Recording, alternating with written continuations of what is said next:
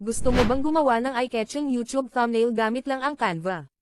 Sa video na ito, ituturo ko step by step kung paano gumawa ng thumbnail na pwedeng magpataas ng clicks at views ng videos mo.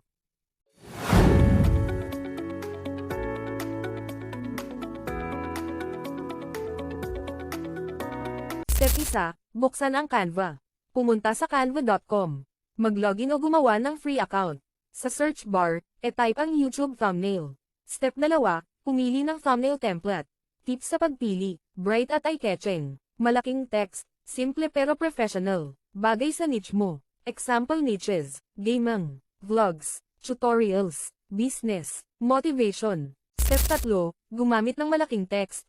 Thumbnail text tips, short text lang. 3 hanggang 5 words maximum. Bold at madaling basahin. Gumamit ng shadow o outline. Example, Canva hacks, easy thumbnail. Viral design tips. Step 4, maglagay ng high quality photo. Tips, gumamit ng clear selfie, photo. Remove background kung kailangan. I-highlight ang mukha o subject. Pwede mong gamitin ang Canva Background Remover, PNG Images, Canva Elements. Step 5, ayusin ang kulay. Best thumbnail color tips. Bright colors katumbas mas clickable. Gumamit ng contrast. Huwag sobrang daming kulay. Recommended combinations. Yellow dagdag black. Red dagdag white, blue dagdag orange. Step 6, magdagdag ng effects at elements.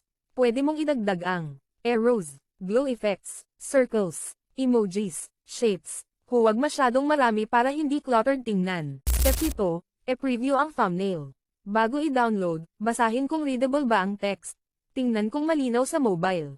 Siguraduhin hindi masikip ang design. Step 8, i-download ang thumbnail. Recommended format. PNG best quality. JPG mas maliit ang file size. Recommended size, 1280x720 pixels. Ayun na ang step-by-step Canva thumbnail tutorial para sa YouTube channel mo. Kung nakatulong ang video na ito, huwag kalimutang mag-like, share at subscribe para mas marami ka pang matutunang Canva design tips.